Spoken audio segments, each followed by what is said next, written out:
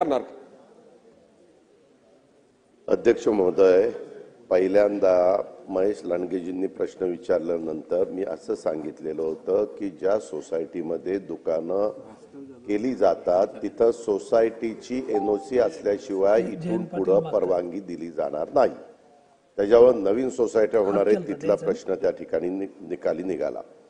आता दुसरा प्रश्न मुनगंटीवार साहेबांनी असा उपस्थित केला की 50,000 तिथं वॉर्ड आहे, जसा उल्लेख आता सन्माननीय सदस्य वरुणजींनी पण केला होता।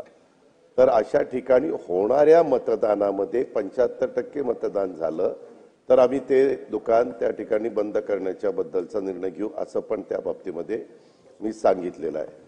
अध्यक्ष महोदय, सन्माननीय राहुल कुल साहेबांनी जो प्रश्न उपस्थित केलेला आहे तो खरं परिवहनचा आहे, पण मी आता राज्याचा उपमुख्यमंत्री म्हणून सांगतोय, खरं तर आपण किती असे कायदे त्या ठिकाणी कडक केले तरी त्याच्यातून ठराविक जण म्हणजे आता काही ठिकाणी राज्यामध्येच विषय निघाला म्हणून अध्यक्ष महोदय सांगतो, काही राज्यामध्ये दारूबंदीच आहे, पूर्ण दारूबंदी, तरी तिथं मोठ्या प्रमाणावर आजूबाजूच्या राज्यातनं प्रचंड दारू तिथं जाते आणि उलट दारूबंदी केल्यानंतर तिथं तर दारूचा अक्षरशः धुमाकूळ तिथं चालतो। अशा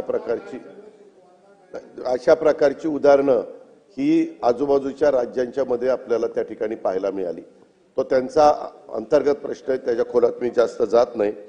पण सन्माननीय सदस्य राहुल कुलांनी जे काही मुद्दे इथं उपस्थित केलेले आहेत त्याबद्दल आम्ही सकारात्मक त्या ठिकाणी विचार करू।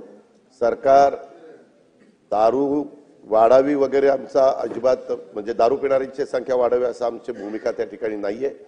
पण अध्यक्ष महोदय, मधल्या काळामध्ये मी बघितलं आपल्या इथं दारूच्या बद्दल कुठलेही निर्णय घेतले तर मागच्या वेळेस आपल्या इथं दारूचे दर जास्त होते, त्यावेळेस काही लोक दिल्लीला जायची, येताना विमानातनं तिकडं दारू स्वस्त मिळते किंवा त्या ड्युटी शॉपमध्ये दारू स्वस्त मिळते, त्या विमानतळातनंच बाहेर निघताना प्रत्येकाच्या हातात 2-2, 4-4 बाटल्या असायच्या।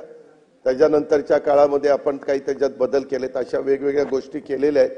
परंतु एकंदरीतच या लक्षवेधीच्या निमित्तानं साधारण दोन्ही बाजूच्या सन्माननीय सदस्यांचा काय कौल आहे किंवा काय मत आहे ते जाणून घेतल्यानंतर याच्यामध्ये काही बदल करून पारदर्शकता आणण्याचं काम आणि लोकांच्या अडचणी याच्यातनं कशा कमी होतील याबद्दलचं काम मी माझ्या विभागाकडनं करीन। भास्कर सन्माननीय अध्यक्ष महोदय,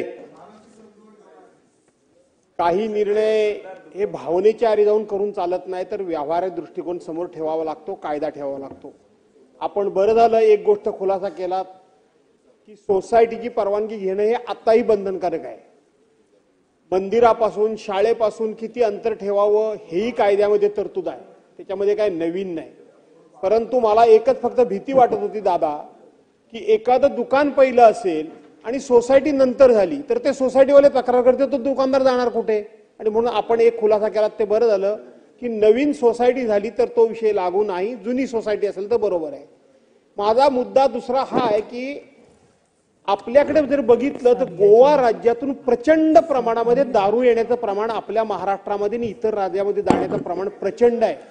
कंटेनरच्या कंटेनर भरून हे गोवा आपण पकडले जातात दादा। ते कंटेनर पकडल्या झाल्यानंतर कंटेनरवर काळजी होते, म्हणजे ड्रायव्हरवर कारवाई होते, तो माल जप्त होतो, पण हा माल घेणारा कोण? ड्रायव्हरची काय लायकी आहे? 10 लाखाचा 20 लाखाचा 25 लाखाचा माल घेण्याची ड्रायव्हरची ताकद आहे? तो गोव्यातून येतो इथपर्यंत आपण बोलतो, पण तो शेवटी जातोय कुठं त्याचा आपण तपास करत नाही, आणि म्हणून त्याला पण कारवाई झाली पाहिजे। आपण अत्यंत धडाकेबाज आहात नेते, मी मंत्रीच फक्त म्हणत नाही दादा। जर खरोखर गोवा राज्याची दारू बंद करायची असेल आणि आपल्या महाराष्ट्राचा महसूल वाढवायचा असेल तर ह्या गोवा राज्यातून येणाऱ्या दारूला जिथून आली ती शोधतात तशी कुठे जाणार आहेत इथपर्यंत शोधण्याचं काम आपण करून कठोर कारवाई कराल काय? केवळ truck driver, truck cleaner, truck मालकावर होतच नाही, ट्रक ड्रायव्हर आणि ट्रक क्लीनरवर कारवाई करून हा विषय संपवण्यापेक्षा कुणीतरी ही खरेदी केलेली आहे त्याचा शोध घेऊन सुद्धा त्याला कारवाई करणार काय? अध्यक्ष महोदय, सन्माननीय सदस्य भास्करराव जाधवांनी जे काही विचारलेलं आहे त्याला आम्ही त्याचा कोण घेणार, माल घेणारा कोण आहे त्याची पण शहानिशा त्या ठिकाणी करू. शेवटी तो ट्रक सापडल्यानंतर ड्रायव्हर बोलणारच की तो कुठं जाणार होता आणि कुठं खाली करणार होता. तर त्याच्यामध्ये कायद्याच्या नियमाच्या चौकटीमध्ये बसून त्याच्यात कुठली पळवाट होऊन निघणार नाही हे तपासून त्यामध्ये तशा प्रकारे कारवाई करण्यात येईल. बोला तपकीर साहेब बोला. अध्यक्ष महोदय, या ठिकाणी